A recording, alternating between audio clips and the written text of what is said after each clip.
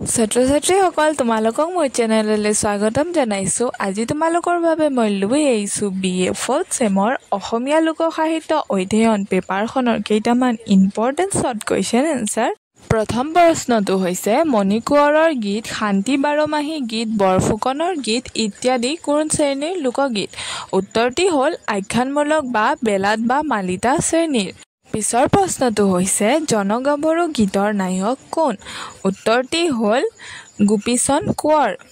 তাৰ পিছৰ প্ৰশ্নটো হৈছে জিকিৰ শব্দৰ অৰ্থ কি? উত্তৰটি হ'ল আল্লাহৰ নাম স্মৰণ কৰা। ২৭ নম্বৰ প্ৰশ্নটো হৈছে লোকসাহিত্যৰ আটাইতকৈ চিত্ৰধৰ্মী আৰু সুৰধৰ্মী অংশটো কিহত ক'ত পোৱা যায়? উত্তৰটি হ'ল লোকসাহিত্যৰ আটাইতকৈ চিত্ৰধৰ্মী আৰু সুৰধৰ্মী অংশটো বিয়ানাম আৰু বিহুনামত পোৱা যায়।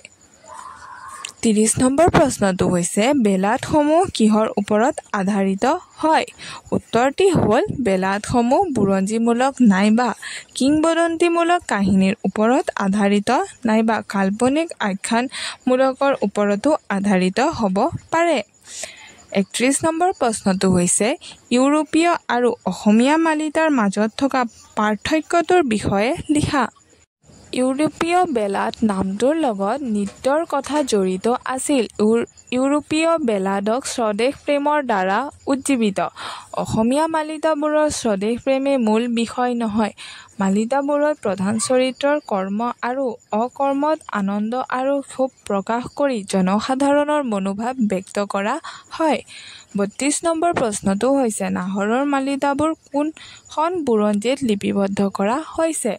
উত্তৰটি হ'ল বুৰঞ্জীমূলক মালিতাবোৰৰ ভিতৰত নাহৰৰ মালিতাটো ইয়াৰ ঘটনাৰ সময়ৰ দিশৰ পৰা বেছি প্ৰাচীন বুলি ক'ব পাৰি। স্বৰ্গদেউ খুৰা ৰজাৰ দিনৰ নাহৰৰ কাহিনী হৰকান্ত, সদৰামীন, বাঁহগৰীয়া, বুঢ়াগোহাঁই বুৰঞ্জীত লিপিবদ্ধ কৰা হৈছে। ৩৩ নম্বৰ প্ৰশ্নটো হৈছে অসমৰ মালিতাসমূহৰ ভিতৰত ব্যাপকভাৱে প্ৰচলিত হোৱা মালিতাটিৰ নাম লিখা। উত্তৰটি হ'ল অসমৰ মালিতাসমূহৰ ভিতৰত জয়মতী কুঁৱৰীৰ আত্মদানৰ ঘটনাক লৈ সৃষ্টি হোৱা মালিতাটো ব্যাপকভাৱে প্ৰচলিত। ৩৬ নম্বৰ প্ৰশ্নটো হৈছে অসমৰ বিভিন্ন অঞ্চলত প্ৰচলিত আইনামবোৰৰ মাজত আই শব্দটোৰ দ্বাৰা কিহক বুজোৱা হয়?